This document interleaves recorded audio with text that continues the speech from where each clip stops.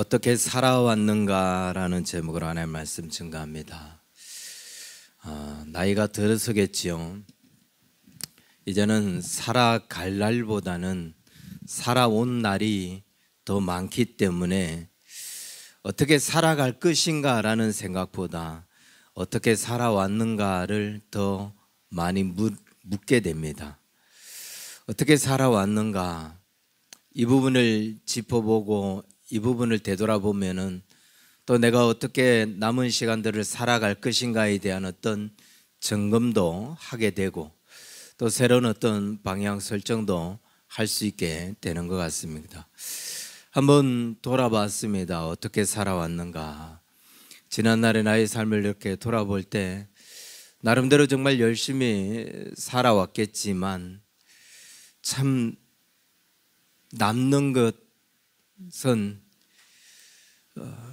여기서 견디자, 여기서 버티자, 여기서 이겨내자, 여기서 포기하지 말자, 여기서 물러서서는 안 된다, 어떻게든 싸우자, 어떻게든 뚫고 가자, 그냥 그렇게 살아왔던 것 같아요. 그렇게 견뎌내고 버티고 참고 또 이겨내보고 어떻게든 뚫어보려고 그렇게 시간을 보내며 살아왔던 게 지난날의 내 삶이었던 것 같습니다. 그래서 어떻게 이제 살 것인가를 생각할 때에 이제는 좀 버티고 견뎌내고 뭔가 이겨내보고 이러면서 그렇게 사는 거는 좀 그만하고 싶다. 이제는 뭔가를 좀 이루고 또 어떤 흔적을 좀 남기고 그러면서 살고 싶다라는 생각이 많이 들더라고요. 지난 수요 예배를 마치고 책상에 앉아서 이렇게 말씀을 묵상하려고 눈을 감았는데 계속 이 생각만 났어요.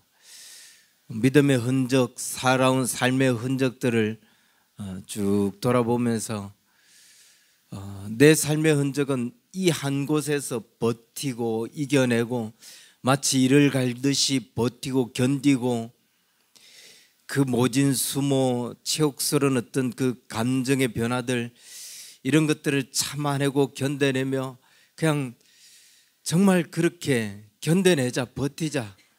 버티다 보면, 견디다 보면 또 하나님께서 무엇인가를 또 이루시겠지, 뜻하신 것이 있겠지, 그러며 지나왔는데 이게 내 삶 전부였던 것 같더라고요. 그러면서 만약 이대로 지속되어졌을 때 삶의 어떤 흔적, 믿음의 흔적을 이야기할 때 난 무엇을 이야기하지? 그러면서 문득 떠오른 사람이 있었습니다. 아마 여러분도 다 기억하는데 제가 한번 들려주었기 때문에 부산 수영록교회 정필도 목사님이 마지막으로 이제 유언 기도를 남길 때 그때 했던 그 기도가 갑자기 떠오르면서 그 목사님 그때 어떤 기도를 했었지 하고 또 그 영상을 다시 찾아봤어요. 저도 기억이 안 나니까 여러분도 기억 안 나리라고 믿고 다시 한번 그 영상을 보도록 하겠습니다.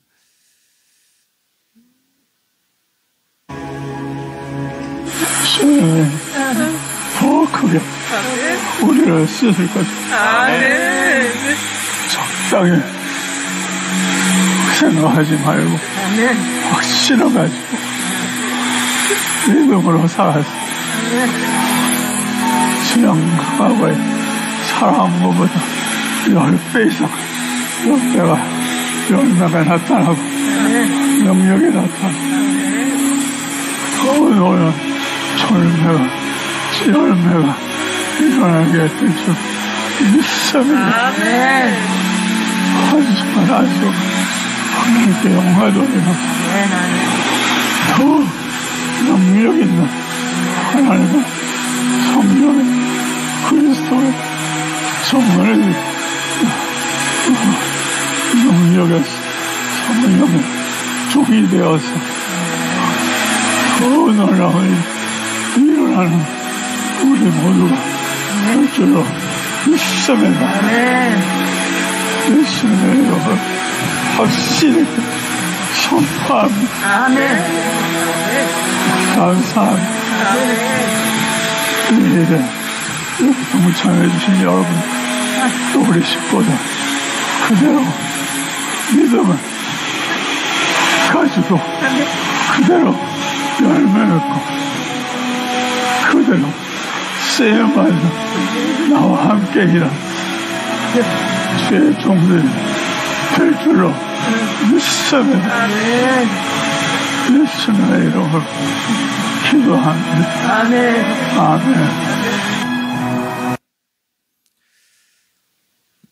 기도를 시작하면서 했던 첫 마디가, 그리고 그 기도의 중심이 적당히 살아가지 말고 더 열심히, 지금에 있는 지금의 열정보다 더 열심히 그렇게 살아가서 그 능력이 더 많이 나타나도록, 그 열정을 더 쏟도록, 마지막 순간에 자녀들을 위해서 또 믿음의 동력자들을 위해서 그렇게 기도하며 가시는 목사님의 걸음, 또 그 지나온 삶의 흔적들을 쭉 한번 보면서 목사님은 이런 어떤 유언을 남길 수 있었는데 우리는 어떤 유언을 남기게 될 것인가, 나는 어떤 기도를 할 수 있게 될 것인가를 생각해 봤습니다. 정말 적당히 살지 말고 지금보다 더 10배 더 열심히 살아서 그 열정 그대로, 그 열심 그대로, 그 믿음 그대로 그렇게 열매 맺고 그렇게 하나님 앞에 살아가는 그런 하나님의 사람이 되었으면 좋겠다. 여러분, 지금까지 여러분들은 어떻게 살아왔습니까? 지난날의 삶이 우리의 인생을 어떻게 이야기해주고 우리 자신을 어떻게 평가해주고 있습니까?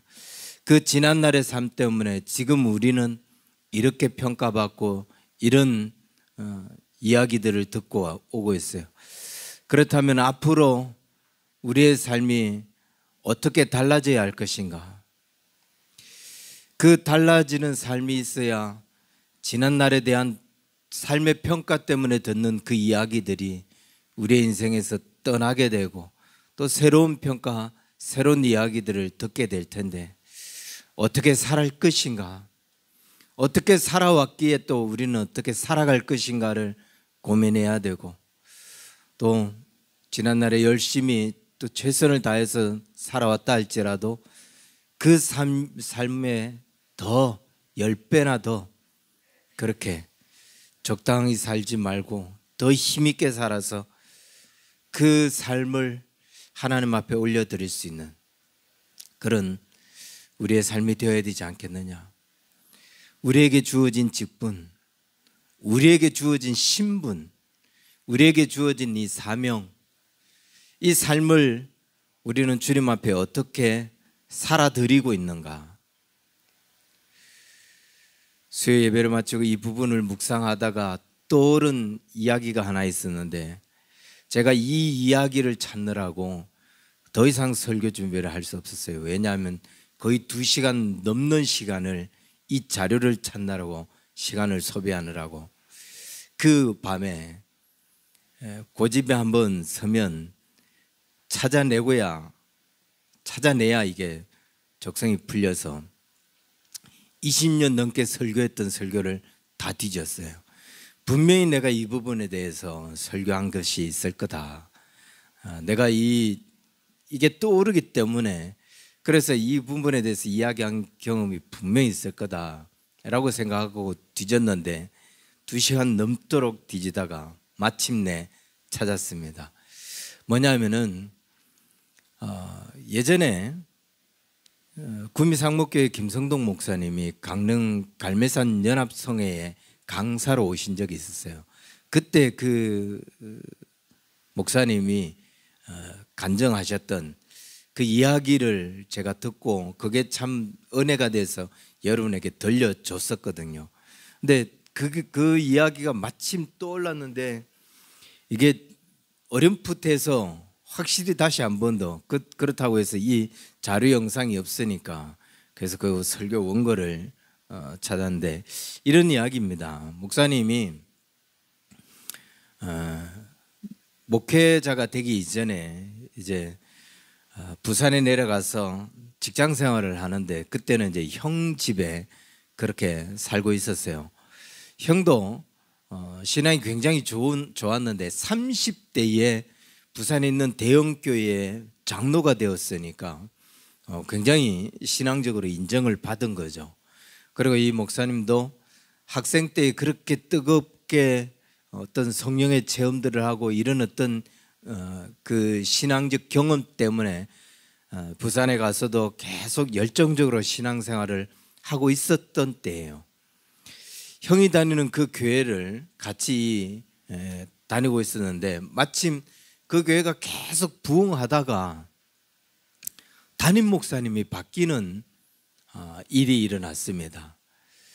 새로 목사님이 부임하신 거예요. 그런데 새로 오신 이 목사님이 전에 있었던 목사님 한창 부흥하면서 그 부흥을 일으켜왔던 그 목사님하고는 성향이 너무 달랐던 거죠. 이 목사님은 전형적인 시골 스타일의 목사님, 설교도 작은 나근나근하게 설교하시면서 그냥 성품 자체가 도시교회하고는 전혀 어울리지 않는 시골 스타일의 목사님이 부임을 한 거죠. 그러다 보니까 교회가 자연스럽게 침체되기 시작했다고 해요. 오랜 이렇게 침체가 지속되니까 성도들은 술렁이죠. 야, 우리 이거 교회 큰일 났다. 우리 목사님 잘못 들어온 거 아니야? 뭐 이런 이야기들이 이제 나오기 시작한 거예요.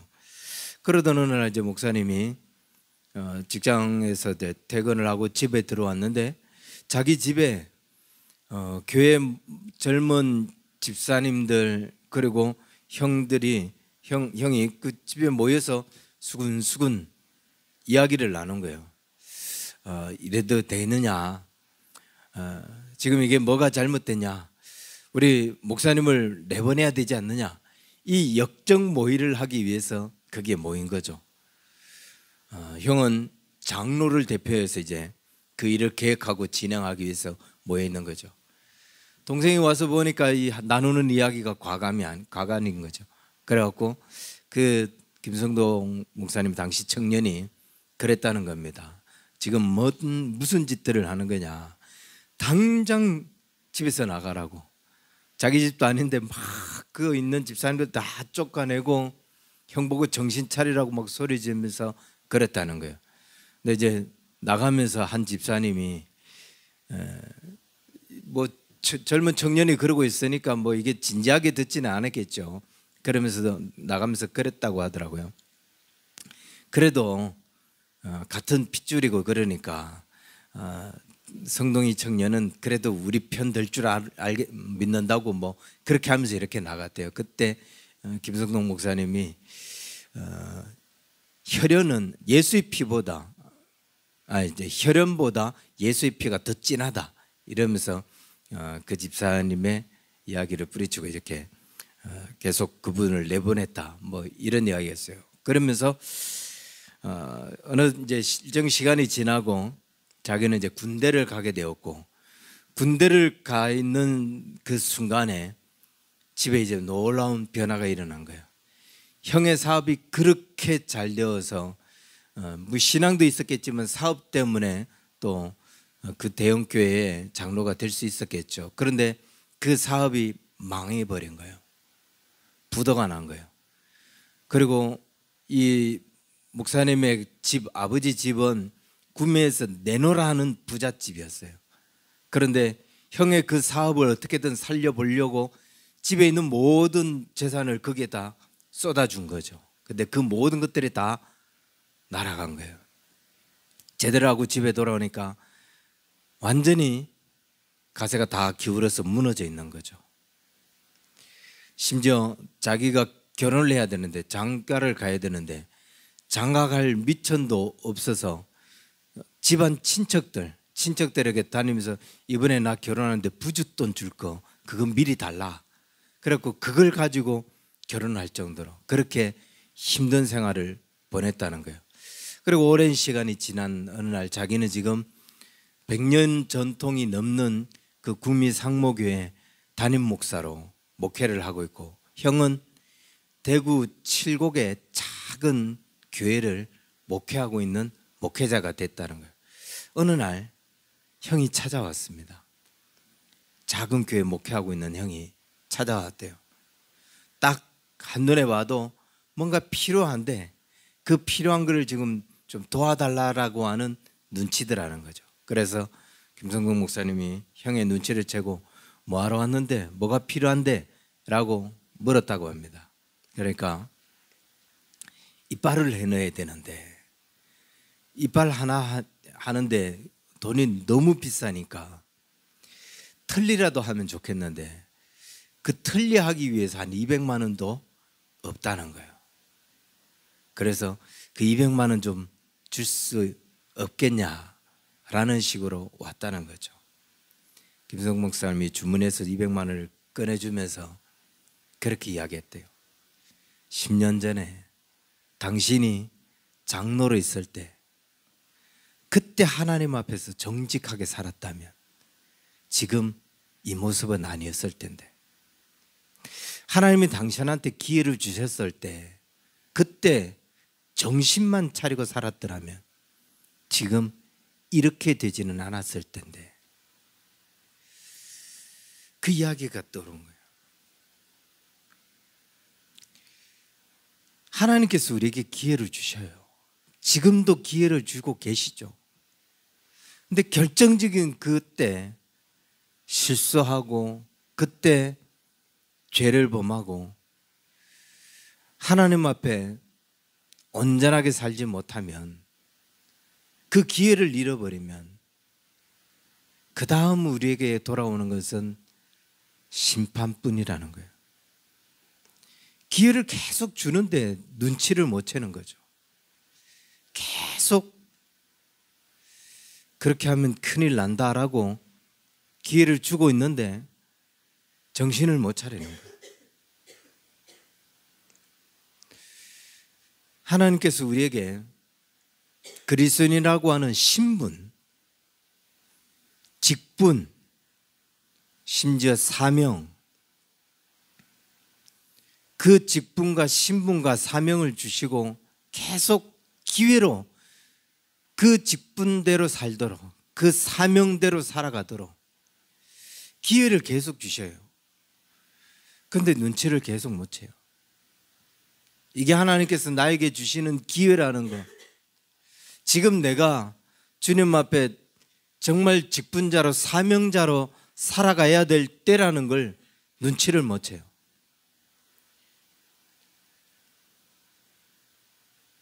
그럼 많은 시간이 지났을 때 삶이 무너지고 엉망이 되었을 때 내가 왜 이랬을까? 내가 왜 이렇게 살았을까? 나는 왜 이렇게 되었을까? 그렇게 후회한들 뭔 의미가 있습니까? 우리에게 하나님께서 지금 기회를 주고 계실 때에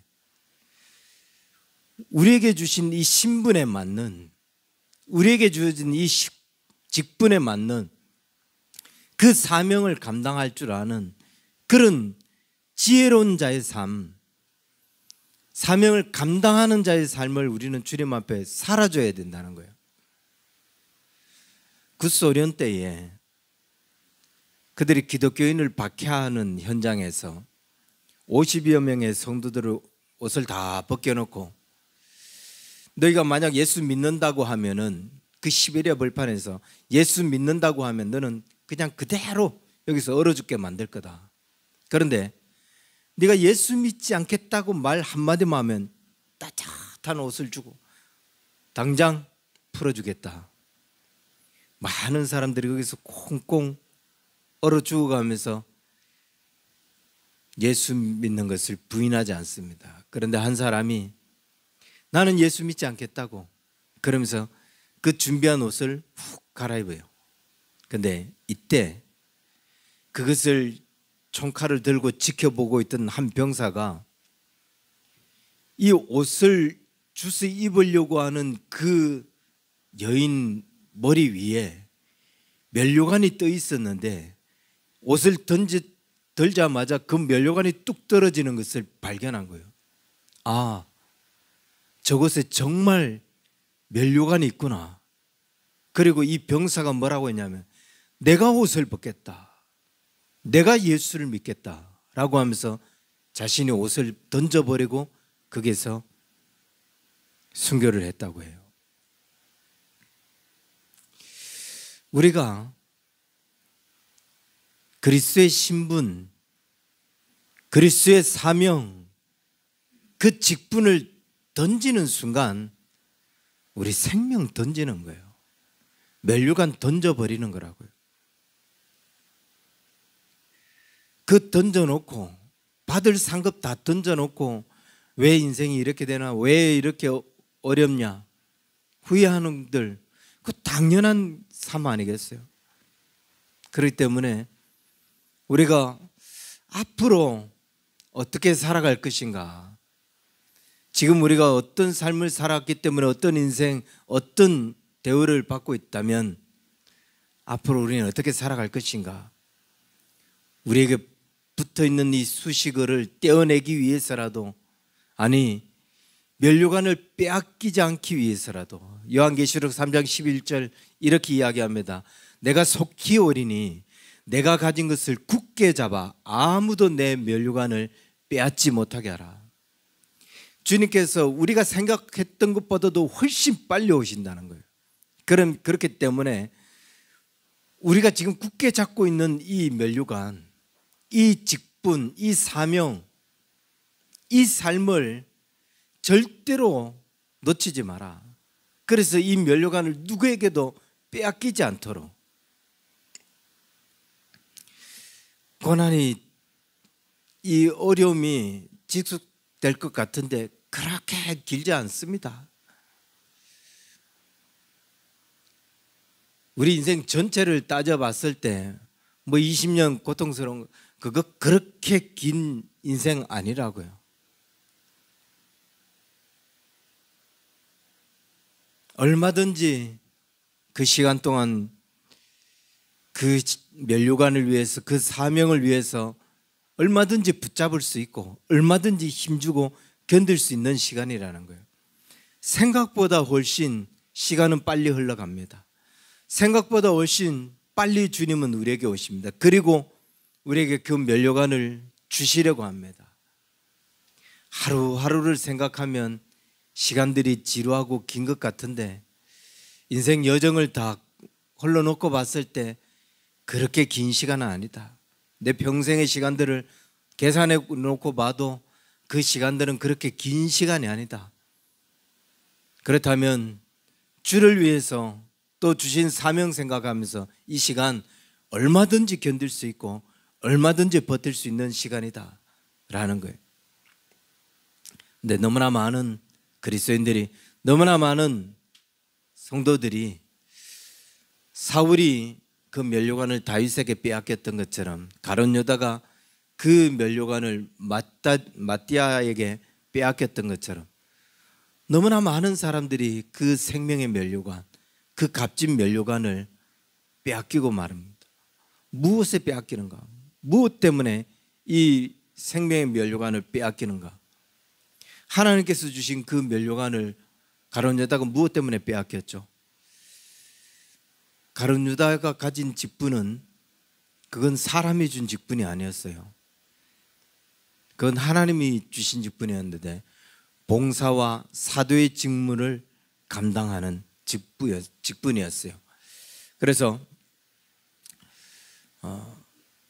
예수님에 의해서 친히 선택을 받은 그런 직분이었죠. 우리가 읽은 본문 21절부터 22절에 보면 이렇게 이야기합니다. 이러므로 요한의 세례로부터 우리 가운데 올려져 가신 날까지 주 예수께서 우리 가운데 출입하실 때에 항상 우리와 함께 다니던 사람 중에 하나를 세워 우리와 더불어 예수께서 부활하심을 증언할 사람이 되게 하여 하리라. 이 사도의 직분, 이 주님께서 주신 이 직분은 이게 아무나 될 수 없는 게 뭐냐면 예수님과 같이 함께 다니고 함께 예수님을 경험하고 또 예수님의 부활하심을 증언하고 증거하는 그런 자가 되어야 된다는 거예요. 예수와 함께 있었던 자, 또 예수의 모든 것들을 직접 목격하고 지켜봤던 자, 또 부활하심을 경험했던 자, 그래서 그것을 증거할 수 있는 자, 이런 사람에게만 주는 직분이었기 때문에, 그런데 그 직분을 가룟 유다는 버렸거든요. 여러분, 우리의 직분, 우리의 사명이 뭔지 알아요? 우리도 주님과 함께 했죠. 주님을 우리가 살아오면서 경험했죠. 그 경험한 주님, 그 부활하신 주님을 우리가 경험했잖아요. 그 주님을 우리가 증거하고 있잖아요. 근데 이게 우리가 경험한 일이고, 그렇기 때문에 우리가 하나님의 자녀가 될 수 있는 자격을 가진 것이고, 직분을 가지고 사명을 가질 수 있는 자격을 갖춘 것인데, 이게 우리가 해야 할 일인데, 이 직분, 이 사명, 이 자격, 이거 우리가 어떻게 하고 있느냐? 일들을 우리가 정말 감당하고 있는가? 예수를 경험하고도 그것을 그냥 팔아버리고 저버리는 가룟 유다 볼까요? 가룟 유다는 예수님께 직접 교육을 받은 사람이죠. 우리는 예수님께 직접 교육받은 거 아닌가요? 목사님에 의해서 교육을 받은 겁니까? 아니에요. 목회자들이 아무리 뛰어난 설교를 한다 할지라도 그 설교로 내 인생이 달라지지 않습니다. 그 가운데서 성령께서 내게 역사하셔서 부활하신 주님께서 내 안에서 그 말씀을 경험하게 하고 그 말씀대로 살고 그 하나님의 은혜를 경험하게 하시는, 부활하신 주님을 직접 경험하게 하는 그런 증거들, 그런 경험들이 없으면 우리의 신앙이 성장하지 않아요. 그런데 그 경험들로 여기에 살아오게 하셨잖아요. 우리도 30년, 40년, 50년 그렇게 주님을 경험한 사람들이에요. 주님께 직접 교육을 받은 사람들이라고요. 근데 예수님께 직접 교육을 받은 가룟 유다도 배신했어요. 신앙생활 30년 했다고, 40년 했다고, 50년 했다고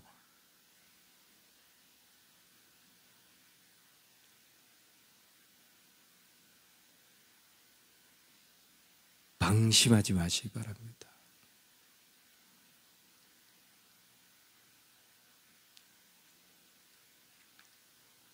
나는 가룟 유다와 다르다, 장담할 수 없어요. 예수님과 직접 동행했던 그도 그렇게 주님을 배반하고 기적의 현장에서 날마다 주님의 놀라운 가르침을 직접 보면서 인류 역사상 없었던 그 일들을 직접 경험하고 봤던 그도 배반하는데, 우리가 넘어지지 않는다, 어떻게 장담해요? 넘어지지 않아서 지금 그 삶을 그렇게 살아온 건가요? 우리가 어떻게 살아왔는가? 주님의 직접 가르침을 받고 그렇게 주님을 경험하면서도 우리는 어떻게 살아왔는가? 그것을 생각할 때 우리는 다시 어떻게 살아갈 것인가를 더 진지하게 고민하지 않으면 안 됩니다. 그럼 가룟 유다는 왜 넘어졌나? 무엇에 의해서 넘어졌는가? 무엇 때문에 그가 면류관을 빼앗기는 자가 됐는가? 우리가 읽은 본문 25절에 보면은 유다는 이 직무를 버리고 제 곳으로 갔다라고 이야기해요. 사도의 직무를 버리고 제 곳으로 갔다는 거죠. 그리고 18절에 보면은 이 사람이 불의의 삭스로 밭을 샀다라고 이야기합니다.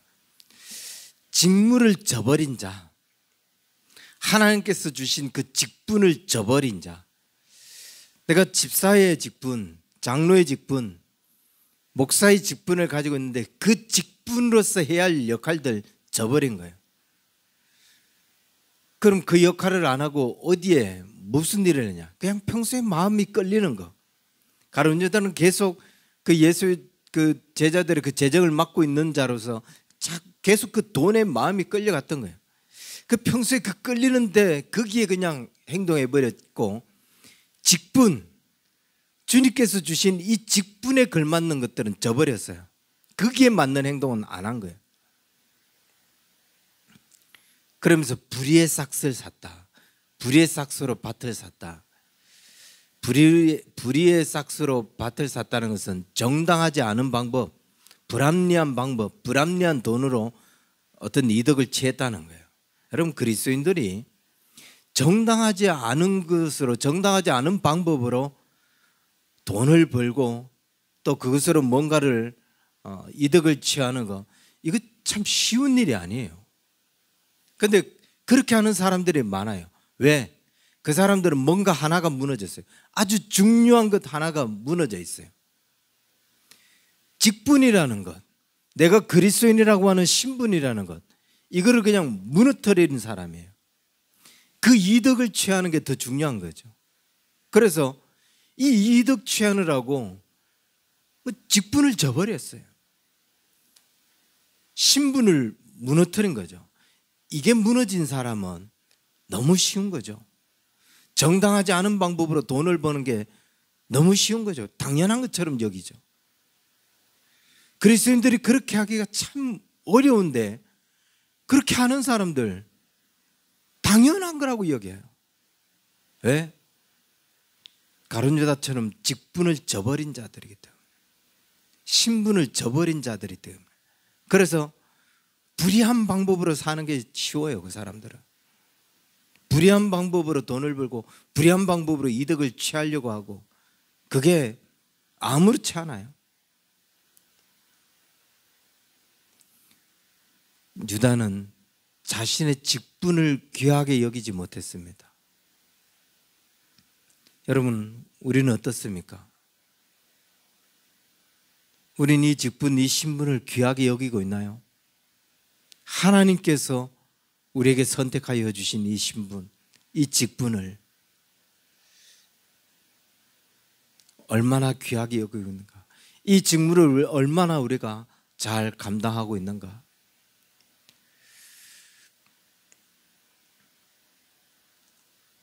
이 면류관을 잃어버리지 않기 위해서,